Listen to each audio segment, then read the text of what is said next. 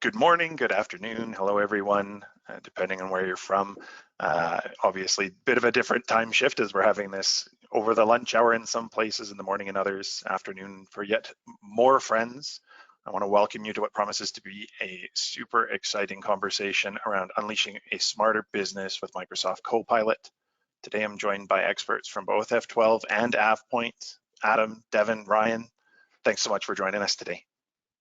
Thanks, Brandon. Nice to be here. Thank you. Yeah, looking forward to it. Can't get any more of a hot topic here, but before we dive into it, I want to remind everybody that we always welcome any questions, comments you might have. We do have 15 minutes reserved at the end of the conversation today for questions. I promise we're going to do our best to not get carried away. Unfortunately, I can only promise that we will do our best. It is a loaded topic. We're going to dive into it, but ask any questions you might have. We've been living, breathing this for quite a long time now, the people on this call. And if you feel we've overlooked anything that we're not answering, please be free to put it in the chat at any time and we will make sure to get to it. Brief agenda for today, the things that we want to be jumping through as we're talking about Copilot and how it can become your assistant. We want to talk about why Copilot AI, what makes this stand out against some of the competition that we're seeing in the market, what are some of the different flavors, and then a little bit of cautionary tale, why it's not something that you want to jump into without looking first. And we're going to talk to our friend Ryan here from AvePoint a little bit about preparing the organization and then give you some details on where you can find out more. Now, Devin, I know that you came into this conversation, you entered as a bit of a skeptic. Full role reversal for you. Maybe you can tell us a little bit about where your head's at on the AI front. Yeah, you know, Brandon, I love being wrong. And in this case, I'm spectacularly wrong. AI, I was a huge naysayer of, based on our professional experience of a couple of years back. I thought they got the artificial part really well. I found no evidence of intelligence whatsoever.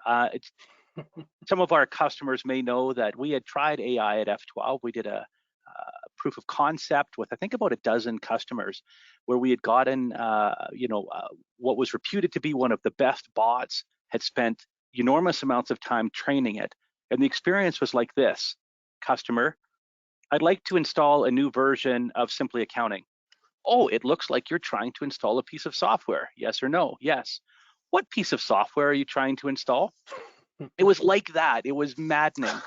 I talked to others that I knew were rolling out AI in various different industries, including the public and private sector. And the experience was the same. It was almost like if you just built your own decision tree and had people hit buttons, you would get pretty much the same result as this much vaunted, incredibly expensive artificial intelligence. And then ChatGPT came out in late 2022. And I went, wow. And I think we all went, wow. And then generative AI, picture, image creation, and all of that sort of stuff. And it changed it. And it became a part of my everyday to use it as creativity. But things have changed recently with Microsoft Copilot again. So that's what we're here to talk about. So I'm sure everyone on the call has had a chance now to experiment with Copilot and see how it can help their kids cheat at their schoolwork, but maybe haven't seen how it helps them with their Excel document or how it helps them with their HR demands or whatever it may be. However, 87% of organizations, that's a stat, now believe that AI can provide them a competitive advantage. The game has changed. I've become a believer through use and integration in our own business processes. And I now firmly believe we're at this moment where businesses are going to adopt AI, figure out how they can have a competitive advantage, or they're going to lose. Like it's where spreadsheets were 30 years ago. And I think it's at a point as well, and this is some of the conversations I'm hearing in the space as I'm talking to other leaders, is that even if you're not looking to get a toe into it immediately today, start having the conversation, start building the messaging within your organization. Because if you don't step into that conversation, if you don't start building that dialogue and that conversation, you will lose control of that dialogue. And you might have people building up that fear around, oh, is it going to take my job? Is it going to make things more difficult? Is it going to get me in trouble legally, whatever those cases might be, control that messaging ahead of time so that people know what's coming. Even if you're not necessarily jumping into it, it's only going to set you behind if you're not starting the conversations early on. Couldn't agree more. What I think is important to talk about is what Microsoft Copilot is. I'm going to approach this from the frame that our audience and certainly our panelists are familiar with ChatGPT. So you can talk to it and it'll talk back and it'll bring relevant, though not always factual, information back to you. And it's been harvested on a huge model of language and information.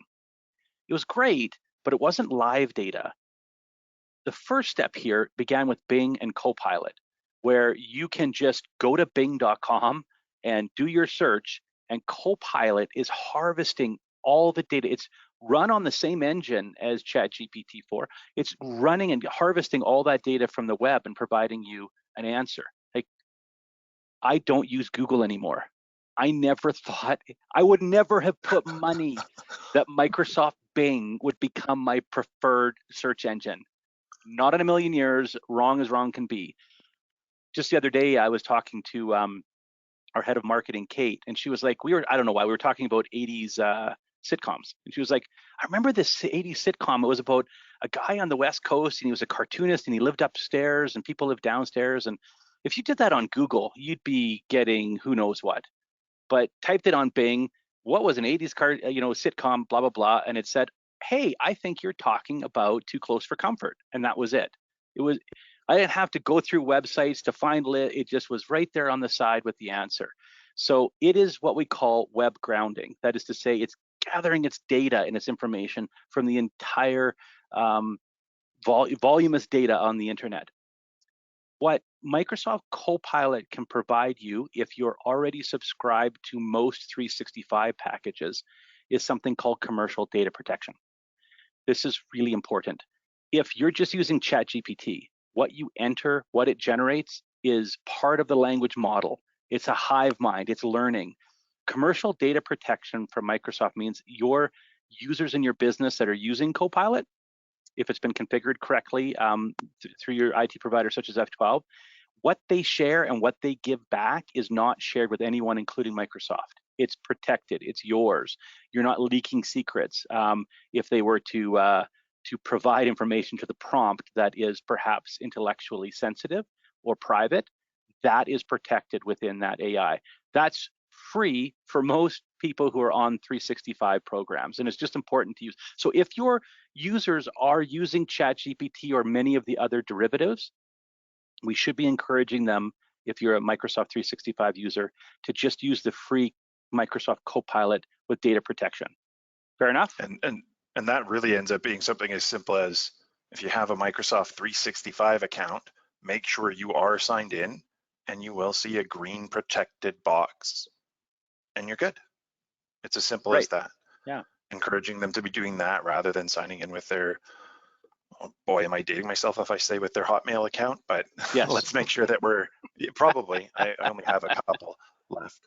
But we get to the point of making sure that you're using it in the right way and having that protect on up. They make it pretty clear. They make it pretty evident. I know a couple months ago, Devin, you and I were trying to figure out how to get why did mine look so different than yours? And I think it was because I was signed in at some point into my browser with a personal account, which may or may not have been a Hotmail account.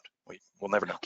Okay. And if you're using Windows 11, you actually have a Copilot preview kind of built in, which you could actually begin to experiment with your own computer settings, like turning on dark mode and doing various things. So if you're using Windows 11, it's a great thing to begin to experiment with. But this isn't even the exciting part about Copilot. This is just like, if you're using ChatGPT, please stop, use Copilot and Bing. It's Microsoft Copilot for Microsoft 365 that has got me so excited, and I think us collectively so excited. If you could have your own ChatGPT in your business that knew everything about your business, that you could interrogate with, give it tasks, ask it about information, have it go play fetch or gopher, that's what Copilot for Microsoft 365 is. It is Microsoft's positioning it as a Copilot, as an assistant. It's like having a virtual assistant that is listening to all and looking at all of your documents and understanding all of your data points, which is remarkable. I think I'm not unique in finding that it's extremely frustrating in today's work environment to know where that piece of information is. Is it in Teams? Was it in email? Is it in a document? Is it on SharePoint? Is it on my OneDrive? Did I have it in OneNote? I remembered I had it, and I could go through searching every iteration to find it. And I think I spend more time searching for information I know exists and getting old versions, or it's frustrating. To have a Copilot that can harvest it all is really important. We'll talk about how that is through Graph. And further, it's not just a search engine and a AI that can do that, but it's built into the applications. It's an assistant within Word. It's an assistant within Excel. It's an assistant within PowerPoint. And we'll share a little bit about that, which suddenly makes everything I do easier. I've only been using this for a couple of months, and I cannot imagine work without Copilot from Microsoft 365. Which I have is a perfect incredible. example, exactly what you're talking about. I knew that Adam had shared a statement of work with me last week. Went to my email, searched Adam Craig, nothing. Went to Teams, found my chat with Adam, nothing. I went, well, maybe he shared it with Den and I, because it was something the three of us were coordinating on. Nothing. And so I had to go into Copilot, and if I just done that first and typed in, hey, Adam shared this file with me last week regarding this particular item. Where was this located? And it took me to the Microsoft team in Teams where that had been shared. Yeah. Revolutionary. Like that. And it's not just a wasted search so much engine. time. You can ask it whatever that topic was. Let's say you guys were talking about a security service. You could actually ask it, hey, what does Adam Craig think about this thing? And it will have read all of the communications and conversations and documents Adam's produced that you have access to, and it will give you the answer of what Adam with links so you can validate it. It's just remarkable. But I don't want to leave the audience with the impression that it's just a better search, because it's so much more. And one of the things we're not going to have much of an opportunity to talk about is about Studio, which is how you can build your own Copilot. But Microsoft Graph, I remember when Microsoft was introducing us as partners to Microsoft 365, and they talked about Graph. I remember getting annoyed, thinking like, why are they talking about Graph? I don't care how it works. I just want to know how I can use it. Right? I don't need to know how many pistons are in the engine and all the details of it. I just want to know how fast I can go from 0 to 60 and how much I'm going to spend on fuel. What actually turns out is really important, and this is all you really need to know about it, is that Microsoft Graph is this, I'm going to call it an interface. You can call it an API if you want, but it's the thing that allows Copilot to access all of your data sets and all of your areas that are within the Microsoft 365 ecosystem, whether it's a task, a file, a calendar event, a Teams chat, and I could go on and on, a meeting recording, a transcription. It has access to all of it, so that when you interrogate it and ask it to do things, or ask it for information, or ask it to create things, it can bring all of that from your internal work environment. So for example, if I'm saying, hey, help me write a compelling proposal for a manufacturing company that works in Ontario and services X and Y, it'll go through, find relevant information from documents that I have access to, and create a well-written response that I can then take and adjust from there. Not only will it find other documents. Yeah, you do need to take and adjust it, but maybe conversations I've had, maybe insights about it. It's just remarkable what it stitches or graphs together from across your organization. I know Microsoft Graph is a technical thing, so Adam and Ryan, have I dumbed it down too much, or is that a fair synopsis? Yeah, it's a fair synopsis. You look at this and it looks almost spaghetti-ish, but it just shows you all the different reaches that Graph has within the Microsoft ecosystem. When you're not looking at specifically a person you're interacting with, there's people, there's calendars, there's groups, there's all these other technologies you may not think about to really pull all that detail together. I remember. Sorry, go ahead. I was going to say, I remember one of my aha moments was when I typed in, like, I think it was you, I said, what is Brandon Peters up to today? And it told me, like, oh, Brandon Peters is in a webinar about this and this, and they're talking about that. You and him have a Boy, meeting did I coming up shape at up 3. after that. Yeah, it was just like, Yeah. and it was, and all things that I had access to because he and I were collaborating. Right. So it wasn't breaking privacy, but it was really helpful. Yeah, absolutely. And I mean, they talk about the types of things here. They're not talking about the specific products, but really we're finding more and more things that are built into this. Some of the pieces around the data points, Power BI. We'll get into some more of the types of things that it can do, but I think the piece that we want to talk a little bit about as well is what are these different flavors of Copilot? And I know Devin and I were both banging our head on the desk at, like, why can't we find Copilot Pro? We are a business, dagnabbit. I mean, that is dating me even more. But we are a business, why can't we have Copilot Pro? And it turns out that's not where this lives. That's a personal, or on the personal or the 365 for home side of things more so than on the business. Copilot for Microsoft 365 really is that next tier, that next level for the business space. And there's more beyond that, but these are the basic flavors. Devin, I know you had some thoughts on the different flavors and the elements you get. I think image creation was probably one of them. I don't want to lead you too far on that. Yeah. I think what's important to note is if, let's say you're a university student or you're an independent contractor or something, and you want to have the power of Copilot in Word, PowerPoint, Excel, etc. Copilot Pro is for you. If you're a business, you're either using the free version of Copilot, which has the commercial data protection I talked about and has information on the web, or you're using Copilot from Microsoft 365. You get what you get with Pro, but you also get that, we kind of talked about that Microsoft Graph grounding. That is to say, it's harvesting your corporate data and using that in order to provide intelligence back to you. It's certainly got the data protection. It allows customization. It's also got Teams integration. Like, we could spend this whole time just talking about how phenomenal having Copilot is in Teams to do transcriptions. You can ask it, give me a summary. I know we're going to do a little bit of a demo, so I don't want to steal it all, but it's like you have an assistant sitting beside you taking notes in your Teams so that you can clarify action items, so that you can understand what was said. You can catch up if your mind wandered or if you joined a meeting late. It's just phenomenal. Yeah, absolutely. And you're right, Devin. That's the next thing that we're going to step into is a quick demo on what we're looking at for within Copilot. How does this integration work? Thanks, Adam, for the recommendation on which one of these. There are many of these click-through demos that I'm demonstrating right now available. We are going to be sharing them and stepping through these a bit more at our boot camp sessions that we are hosting in June. More of that a little bit later on. But let's get into this for the interests of time. This is where we're looking at right now. This is an Outlook window, or rather a Teams window, but we can see Outlook at the bottom flashing. That's only for the click-through. Copilot's not going to be that intrusive. It's not getting in your face. It's going to guide us through it. We can click into Outlook and we can see within your Outlook that there is an option to summarize by Copilot. This is going to look at things specifically that have been, a lot of conversations, a lot of back and forth. Preferably if it's got an RE at the front of it, they're going to jump through it. It's going to go through and analyze those and provide you a summary of what that looks like.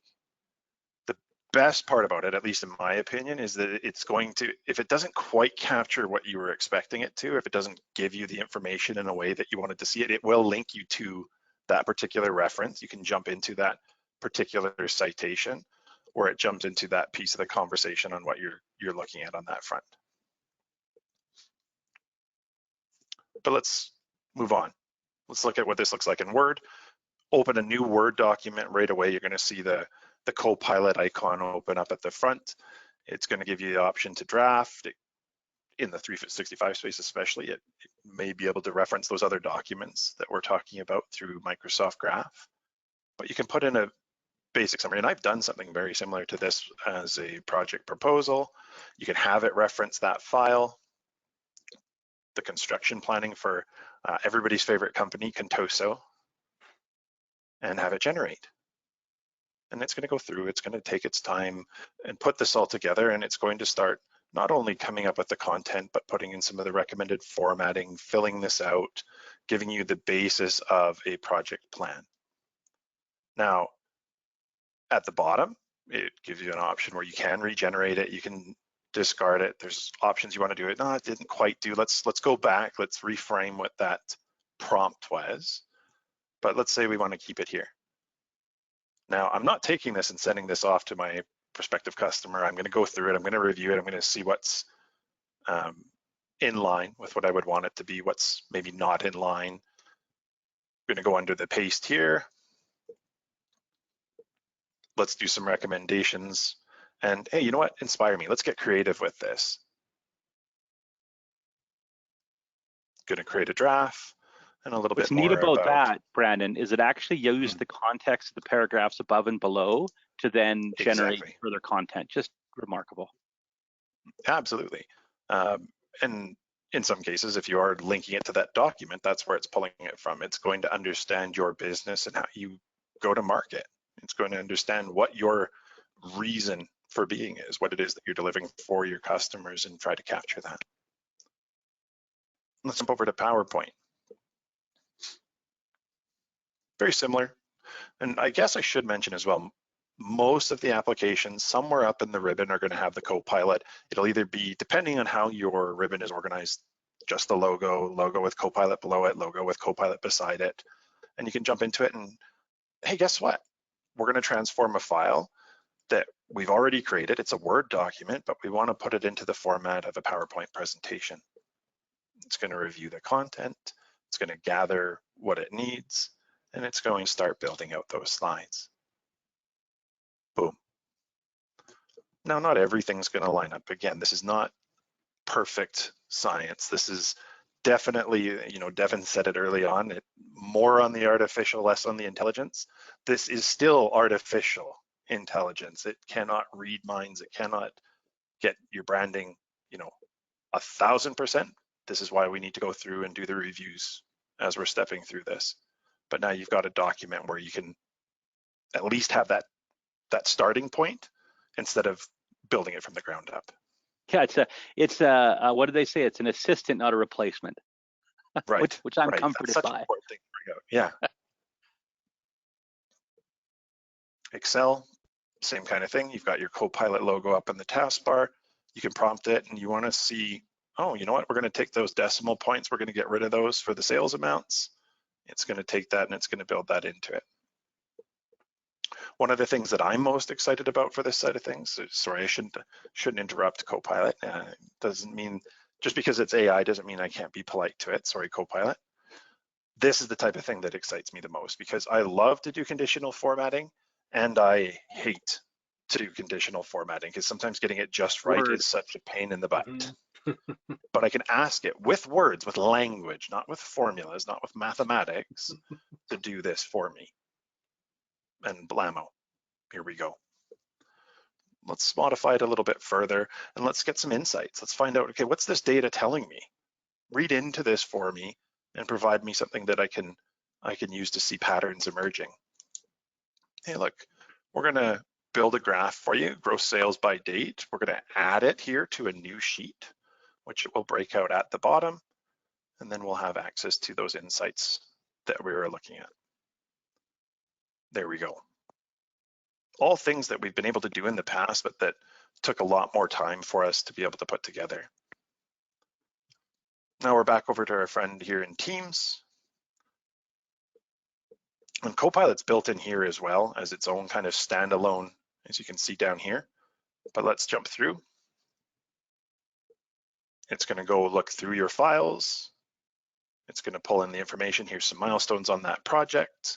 Let's ask it another question about the risks.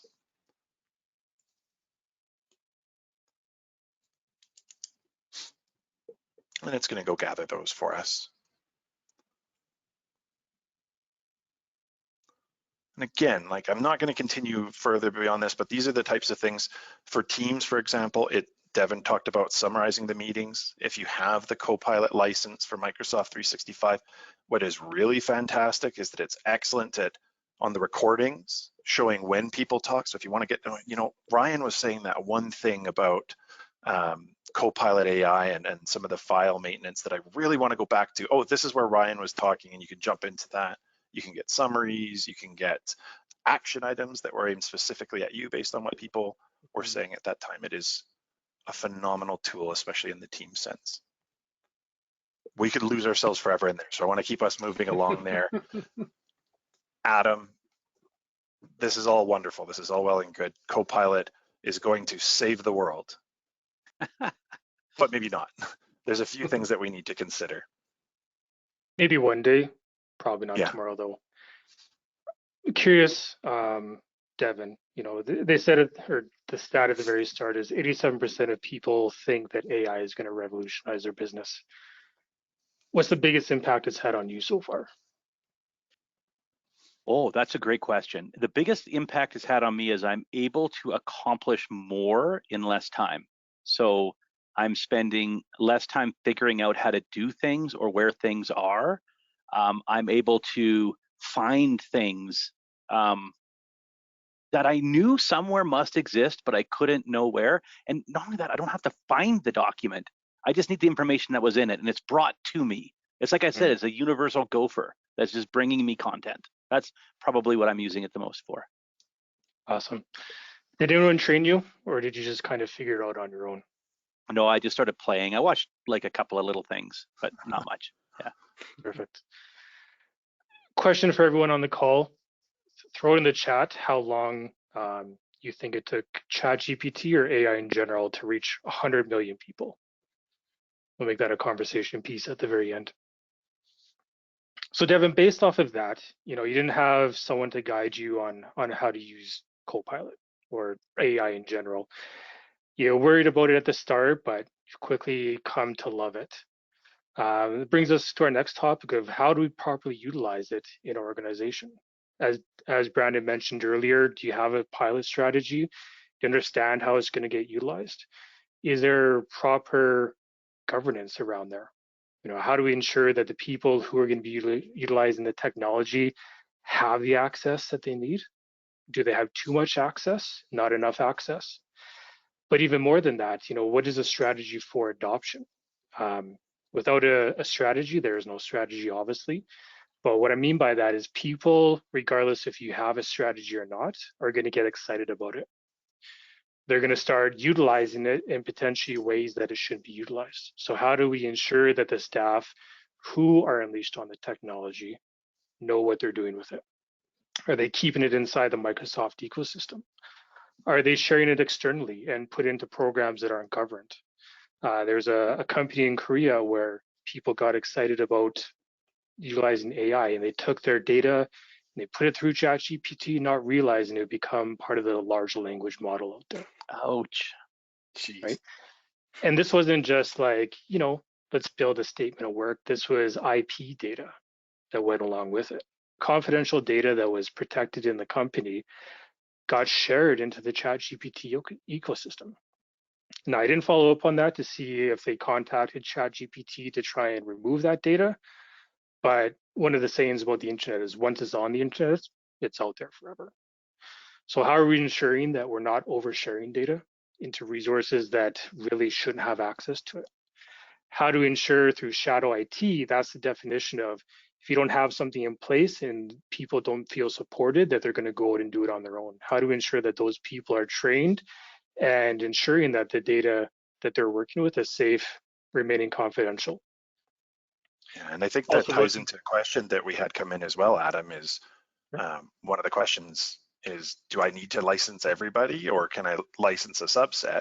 That is actually one of the ways that we can protect this as well. So to make sure we address that question, no, you can license the people that need it. I would recommend that the people who think they need it, at least at the outset, might not necessarily know. Start with that pilot group that Adam's talking about. And sorry, Adam, back over to you. Yeah, awesome. Just to expand on that, as we talked about earlier, there's free versions of Copilot AI technologies out there. There's also the business versions that we don't need to enroll everyone right now, but let's make sure that they have an understanding. If they don't have the license right now, what does it mean for them? What are the safe practices around it? And then how do we formulate that user adoption strategy? There's going to be a few types of businesses out there that say, you know what, I'm ready to go, give me the technology. I'm not so much worried about the data, the information that people have access to. Just give me the tool and I'll figure it out. Kind of like Devin, it's a little bit there, right? There's another adoption methodology, just like, we don't know what we don't know. Let's talk about it. You can talk about with F12, you can talk about with different business leaders, and we can govern, or we can help provide that governance, that strategy, what to think about to get ready for Copilot. We can also assess your environment. For Copilot to really be effective, your data needs to reside in 365. Teams, SharePoint, email. There's a few adoption methods there based off that graph spaghetti icon that we showed earlier. But really it's, where's our data? Who has access to it? How do we ensure that it's safe? How do we know that our environment is ready for the adoption? It's really having those strategy conversations beyond just saying, what is Copilot going to do for me? What are people going to have access to that now maybe they didn't know before? They will have now, because it can be used as a search engine. It can be used as an automation tool. It can go out into the different areas within your business and discover files, discover content. You want to ensure that your data is safe, especially when it contains things like PII, confidential information, social insurance numbers, social security numbers for our American friends, salary information, addresses. We want to make sure that that data is not accessible just because someone put it in an online directory and they didn't think about the security aspects of it. So let's make sure when there's an adoption excitement that we're thinking about the different components of, making sure the data is accessible, it's useful, and it's secure. Those will help to create a data strategy there. Let's make sure, we're thinking about all the readiness factors. Again, what is your business strategy? How is it going to support your business? If 87% of businesses out there think it's going to revolutionize, think about what it can do for you and your business. There's lots of integrations out there. There's more that come in every day to hook into different external systems. So if you don't have an integration right now, it doesn't mean that tomorrow or next week that integration won't exist. Talked about the data and the technology strategy. Your AI strategy though, like who in your organization is going to be your champion? Who is that person in your organization that can be responsible for helping guide people?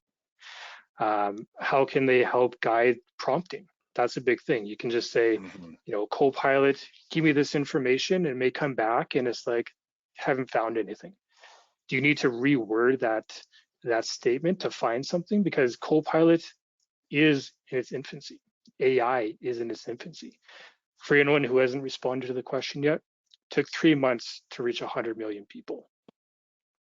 You go back a few years, Facebook took 4.5 years, internet took 7 years, mobile phones took 16 years. So the speed of adoption for this technology is really ramping up.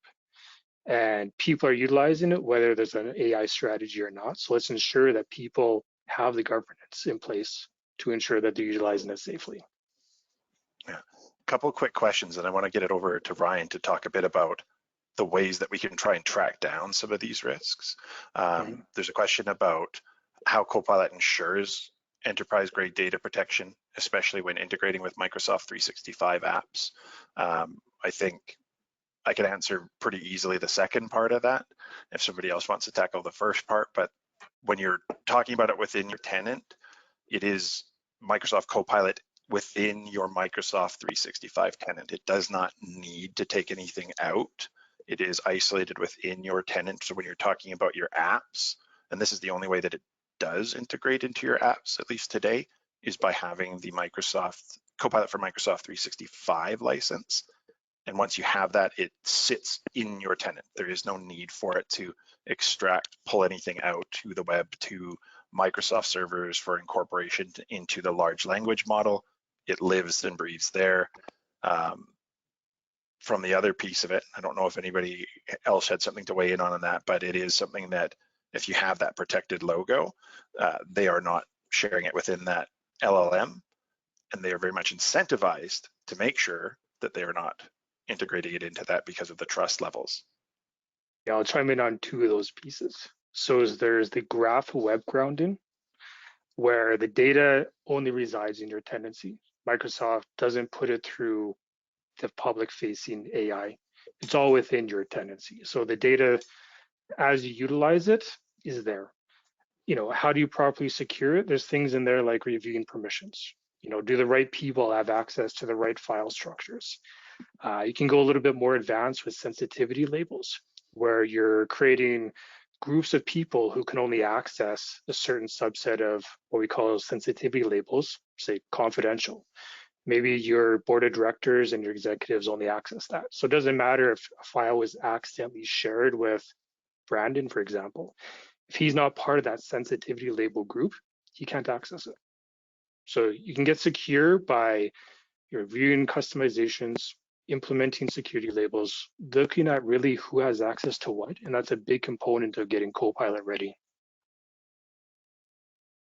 And I think that segues really quickly into one more question that I want to answer, and then Brian, you're on deck here, around how it learns and it adapts. There is elements within the Microsoft 365 license for Copilot where it is doing some of that learning. I know that there is, Adam, you and I were back and forth at this, and there was an element of some indexing that's coming. It's not general release yet, but they are starting to learn your data much more. Again, not pulling it out, but they are starting to learn how people interact and work with that. So it's there. It's a very basic level, but it is taking off. So see more on that soon. All right, Ryan, sorry, I've delayed long enough. I want to make sure we No give you time here. Excellent. Yeah, no, let's jump into the AvePoint side of things. Yeah, no, absolutely. Let's take a look a little bit under the hood. We won't get super in depth into it because if you come to the roadshow, we'll really show you guys how to hone in on this. So I'm going to show you guys some of the components of how to make your Copilot rollout successful. And at the end, I'm also going to show you guys kind of a secret ingredient to help along with this. So the first thing that we want to talk about is, it's like we've said in the beginning, we unroll Copilot and everyone just expects like, oh, this is going to solve all the problems for the company. It's going to fix everything. All we have to do is ask it questions and we're going to be good to go. We know that's not the case. We also know that we have these expectations that all the answers it gives us are going to be exactly what we're looking for. But as you've heard here in this discussion, that's also not the case. We assume that it's going to respect a lot of, the permissions we have in place. And what I mean by that is, as a company, we might set up security permissions to where we only have certain people going to certain SharePoint sites. If we have actual hard permissions around that and we've designated what users and groups can access that, Copilot will respect that.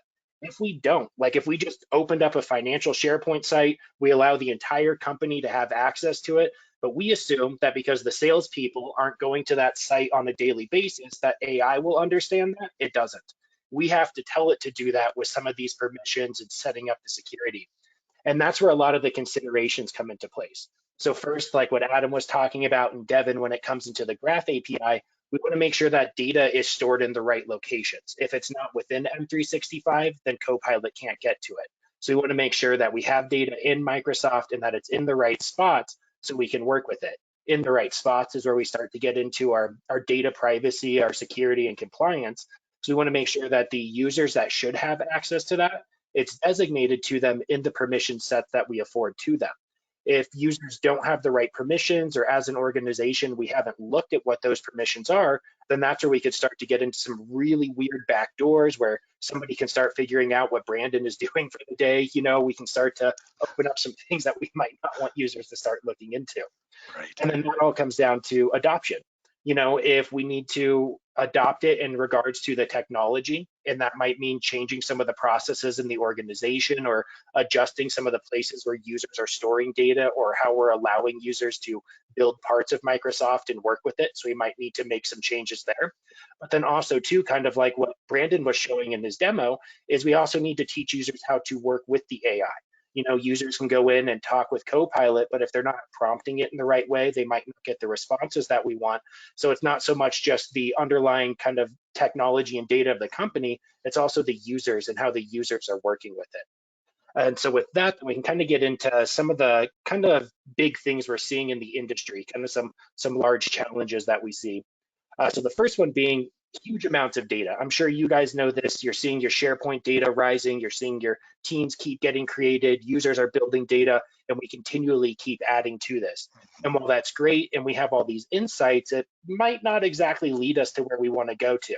For example, if we're starting to look at some of the adoption itself of the users, and we start to get into kind of the digital workforce and users finding information, we can start to see some issues there. Brandon, go, there we go. So one of the things that we see here, for example, is the other side of Copilot isn't just security and permissions. In that storage, we want to make sure that what's in that storage is still relevant to users. So for example, let's say the organization 3 years ago, we had an HR system. We moved off of that HR system into a new one, but when we did that training, we did it in a video. But when the AI looks for somebody asking for what the HR system is, it goes into a document that was set up in SharePoint 3 years ago. So users might now think that we're still operating on an old system. And so what we need to do is actually start to remove that old data, get things that are no longer relevant to the users. So when they use Copilot, it'll actually give them those other results. So instead of thinking that this other video might not have to do with what they're doing, they'll now dive into it because we've gotten rid of these old results that are kind of cluttering it up, and we've cleaned that to provide them the results that they want to see. And so a huge part of it is not just permissions, but also making sure that we're cleaning up data and getting things where it needs to go. And then we also do have permissions. Permissions are a huge thing to keep in consideration. So it's not just your users going in and accessing things and being able to surface that up to Copilot. There's a bigger story here as well. For example, if you were to work with an external consultant and you granted that external consultant aspects of permissions into your SharePoint environment, well, you might not know what that user does and how they treat their credentials. They could be throwing their credentials all over the internet, and kind of just treating them like they're nothing. And then if their account gets compromised because of the permissions they have into your Microsoft environment, a hacker could potentially use those to do all kinds of shifty things. They could log in, they could try to change their device into a domain controller to elevate credentials to try and access other parts of your network, all because of just working with a consultant that didn't care to treat their credentials properly. So we definitely want to make sure that we have permissions in place, not just for finding things, but also protecting from catastrophic events. And then the other part of it is just a lack of clear strategies. A lot of companies, it's just, hey, let's unroll Copilot. This sounds like it's going to solve all of our problems. We're good to go. But we know that's not the case. We need to be a lot more methodical in the steps that we put in place and kind of the way that we're going about building this strategy. And that's where we get into this holistic approach at AvePoint. So the first thing that we have is when it comes to Copilot success is preparing your data. Preparing your data means making sure that data is in the right locations and that we understand the data that we have. We want to make sure that we are moving places to where they need to go. So in regards to if we have financial data in SharePoint sites or on-premise, that we're moving it to the right financial sites within the cloud. And that way then as we get into the next part where we start to secure that, we can start to put around the right securities and the right permissions into that. Essentially, you want to start to identify and enforce content policies. What that means is we're going to start to look at who actually needs access to this data and making sure that it's the right people that have access. Because the thing is like if we built up a SharePoint site and we set the permissions to everyone, and we assume that because we didn't add it to the URL of SharePoint that nobody's going to find this data, well, that's not true with AI. It might be true with the user experience and your employee experience. They might not find it and they might not go and search for it. So in that regard, you're fine. But when it comes to unloading Copilot, Copilot's not going to know that that's what users do. It's only going to know that it does or does not touch that based on the permissions that it sees associated to the user that's using it. And so we want to make sure that those permissions stay true throughout the organization. And that's where we get into the optimized side, which is the kind of the top of this pyramid here.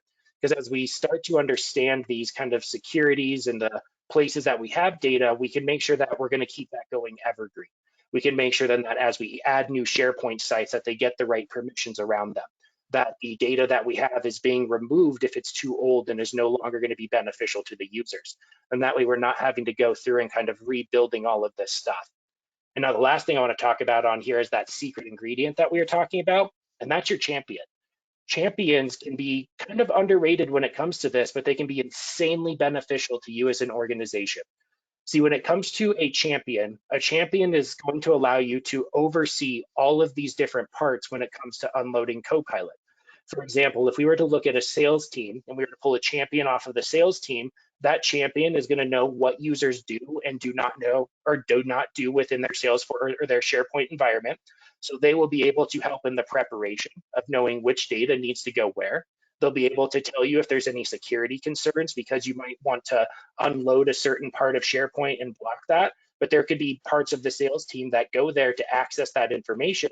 And if you don't have that champion, you don't know that. So you can put something in place that ends up harming the organization. This champion would have let you know that, and then you'd be able to go through and prepare things as you need to and secure them properly. And then with that champion, they can help you to continue optimizing. So they can let you know if there's other changes that need to come into play or if what we're doing isn't being as effective as we thought it was. And so the last thing I want to show you guys here is just kind of this quick challenge. So essentially what I challenge you guys with is to come to the roadshow and send that champion to it.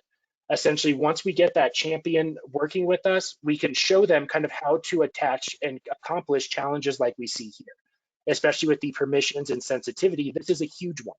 We know that Copilot can search across your entire Microsoft tenant. It can bring information up to users that they shouldn't actually see.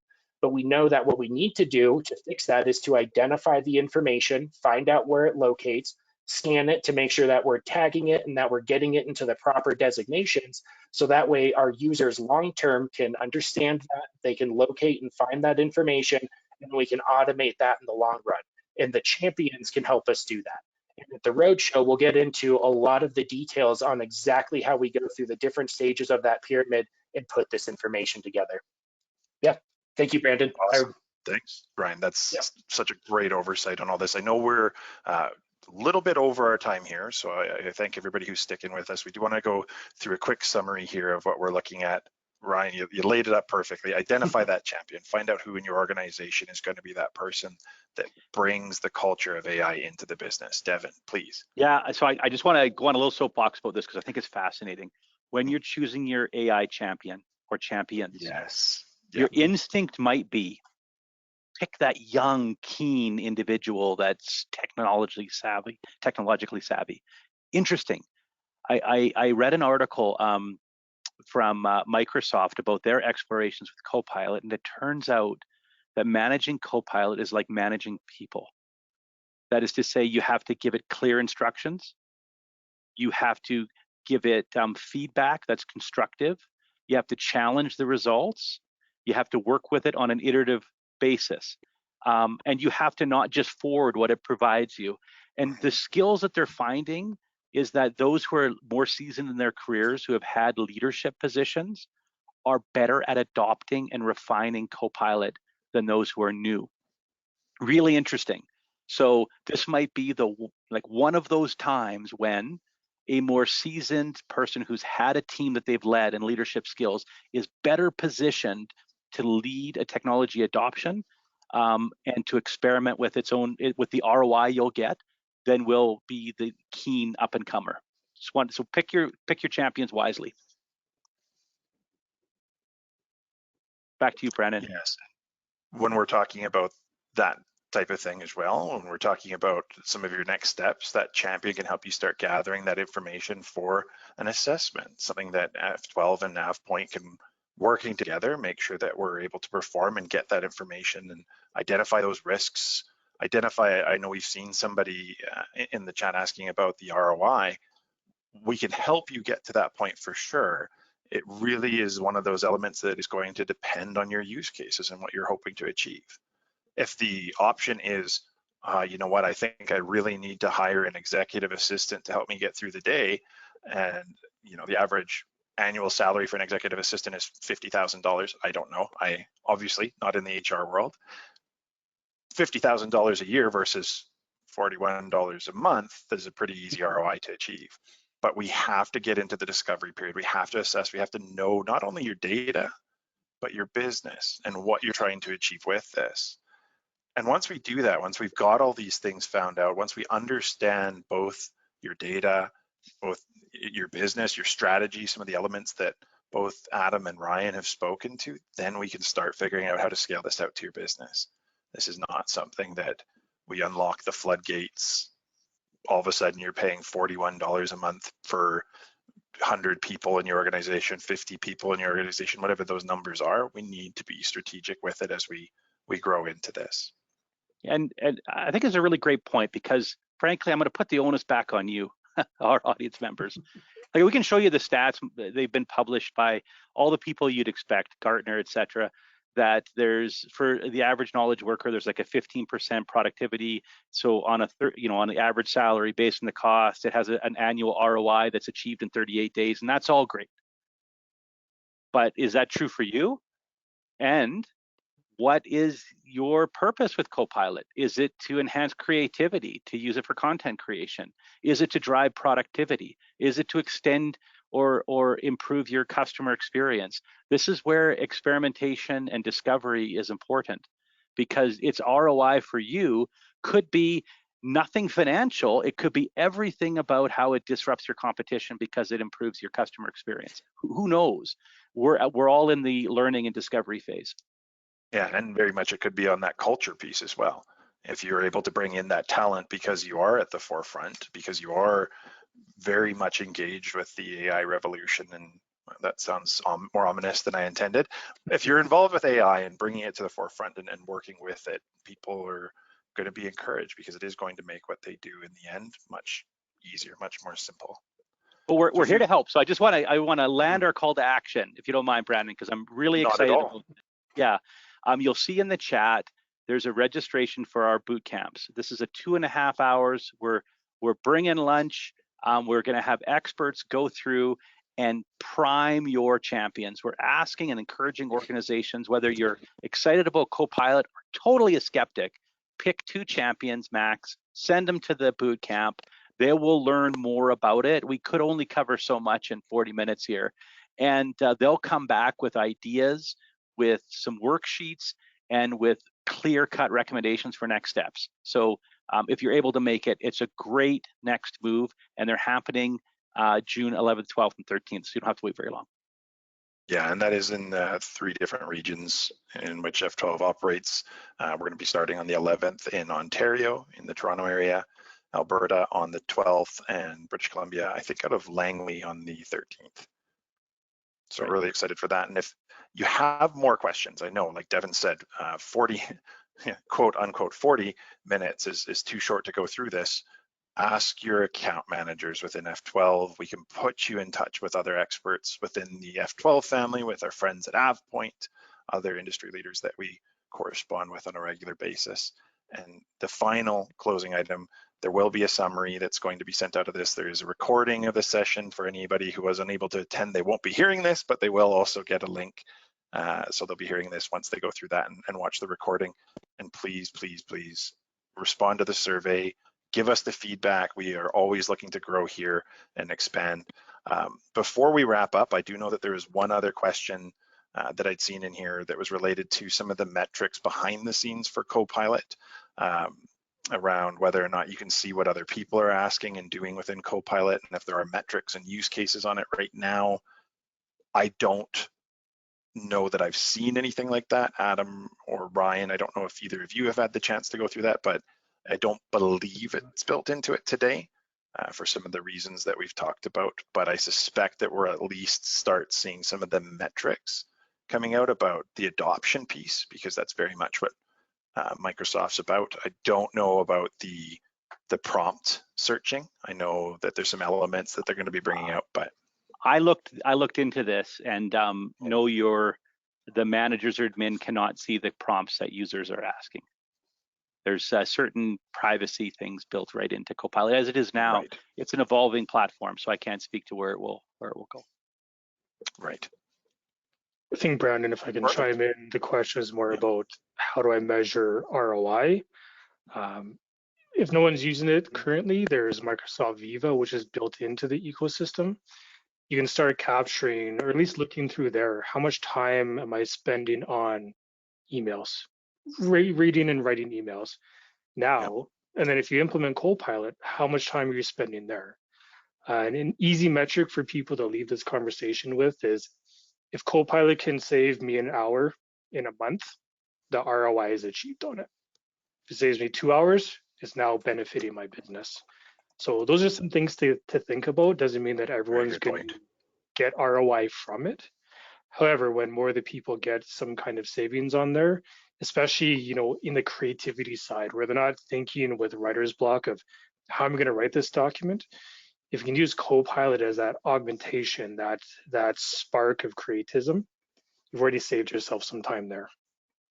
Yeah, and I had that question asked of me at an event in November about whether or not I thought that Copilot was going to be the death of creativity, and it very much is not.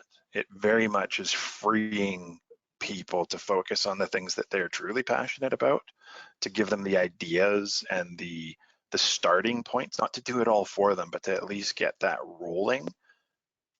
It's phenomenal in that sense. It's something that I never thought as a background in English literature, essay writing, that I would ever need something like that. Grammarly, no thank you. I'm so over that. So very much in the same way as Devin, skepticism averted, and very much on the path to embracing this and using it in my everyday. You know, it's funny, I actually used Copilot to teach me more about Copilot. I actually had somebody, not to go off on a tangent, but I had somebody ask that kind of jokingly, and I said, yeah, why not? One of the things that I don't think is appreciated enough that has to do with this integration into the 365 applications is it's almost, it can be a substitute for training. Like, I think we've all had that experience where we see somebody do something in Excel or PowerPoint, you go, I didn't know how to do that. And to be able to take a table in Excel and go create a pivot table with a chart by region, and it just does it, and you don't even have to know what a pivot table is, like, or how do I questions within Word or Excel. It is so incredible, and it's contextualized to the data you're looking at or the app, so it can just help everyone. We don't have enough time to get trained on all of the applications, so it's nice to have an assistant that knows about them. Absolutely.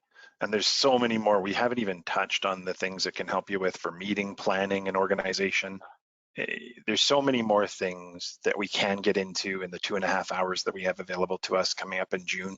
2.5 hours, by the way, times 4 different sessions. So we are going to be able to get in very tight with people and get some more, not necessarily one-on-one time, but definitely much more intimate, for lack of a better term. We are at time. We are actually fantastically over time. So I do want to thank my co-panelists today. I want to thank all the audience members for joining us.